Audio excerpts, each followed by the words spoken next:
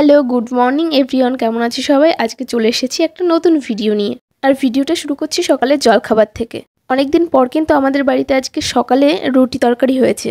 না হলে আমাদের বাড়িতে রুটি কিন্তু রাতেই হয়। মা দুপুরে রান্না করবে, তাই আমি বললাম কোনো কাজ থাকলে বলো, আমি করে দিয়ে যাই। তাই আমি সবজি, পেঁয়াজ, রসুন এগুলো কেটে দিচ্ছিলাম।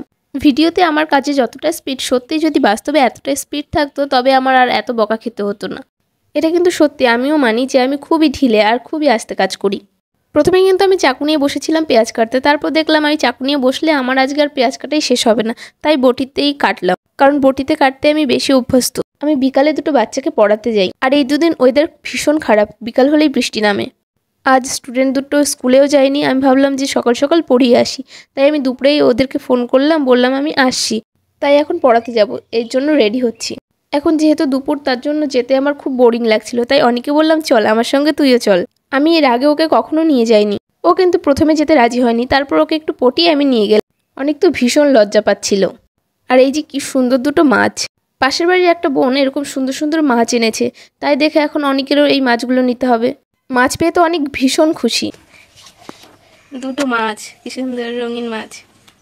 তোর এগুলো? হ্যাঁ। কিনেছো? কয় টাকা দিয়ে? 20 টাকা। দুটোর দাম 20 টাকা? হ্যাঁ। আরে পাথরগুলো? পাথরগুলো 5 টাকা। মোট ক টাকা নিয়েছে?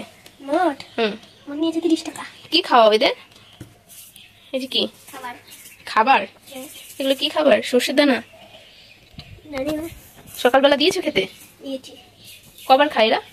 এরা 3 বার। 3 বার? ও, ঠিক আছে। তোমার মাছ, তাই তো? নাম কি এদের? নাম রাখিনি।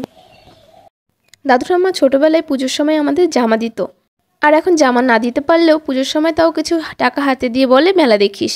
তাই এখন ইচ্ছা হলো আমার কিছু দিতে। এর আগেও দিয়েছি, তবে মা বাবা কিনে দিয়েছে আর আমি হাতে করে দিয়েছি। আর এই যে প্রথমবার আমি নিজের টাকায় এবং নিজের হাতে ঠাম্মাকে কিছু দিলাম। ঠাম্মার জন্য একটা শাড়ি আর একটা মালা নিয়েছিলাম, ঠাম্মা তো ভীষণ খুশি। শাড়িটা কিন্তু ঠাম্মার খুব পছন্দ হয়েছে। এখন শাড়িটার কালারটা কেমন একটু লাগছে, তবে এই শাড়িটার একটা শর্ট ভিডিও আমি করেছিলাম। শাড়িটা কিন্তু অনেকদিন আগেই কিনে রেখেছিলাম ঘরে, ভেবেছিলাম পুজোর কিছুদিন আগে দেব, কারণ আমার কাছে মনে হয় পুজোর অনেকদিন আগেই জামা কাপড় পেয়ে গেলে তখন পুরনো পুরনো হয়ে যায়। এটা ছিল ঠাম্মার পুজোর শাড়ি, যেটা কিনা আমি দিয়েছি। ঠাম্মা শাড়িটা হাতে নিয়ে উল্টে পাল্টে এদিক ওদিক করে দেখছিল। নিজের ইনকামের টাকায় আপন মানুষদের গিফট দিতে কিন্তু খুবই আনন্দ লাগে, আমার তো ভীষণ ভালো লাগে। ঠাম্মাকে বললাম দুর্গাপুজোয় দিয়েছি, দুর্গাপুজোয় একদিন পরবে আর আমার সঙ্গে কালী পুজোয় ঘুরতে যাবে এটা পরে, কারণ আমাদের গ্রামে দুর্গাপুজোর থেকে কালী পুজো বেশি জাঁকজমক করে হয়।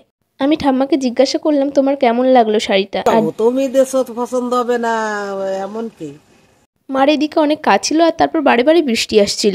এই করতে করতে আমাদের দুপুরের রান্না শিফট হয়ে গেল বিকালে। ভাই মাংস এনে দিল আর মা সেটাকেই ভালো করে ম্যারিনেট করছিল। আর দুম করে দেখো গ্যাসটাও শেষ হয়ে গেল, এখন উনুনে রান্না করতে হচ্ছে। আমাদের কিন্তু গ্যাসেই রান্না হয়, আর উনুনে শুধু রাতের রুটিটাই হয়। ভাইকে বলেছিলাম টক মিষ্টি দই আনতে, ভাই এনেছে টক দই, আর আমি সেটাকে চিনি দিয়ে গুলে খাচ্ছি। আর এখানে আমি বসে আছি ছুঁচোর মতো, কখন কষানো হবে। আমাদের রান্না কমপ্লিট, মাংস আর ডাল করেছিল। আর আমাদের এই দুপুরের খাওয়া খেতে খেতেই আজ হয়ে গেল সন্ধ্যা, বলা যেতে পারে রাতের খাবার। আর এই সাঙ্গপাঙ্গর মন মতন কার্টুন পাচ্ছিল না বলে দেখো মুখের অবস্থাটা। ভাই বাড়ি ছিল না, ভাই বাড়িতে আসতে আমরা খেতে বসে পড়েছি। আমি এখন খাই, আর তোমাদেরকে বাই।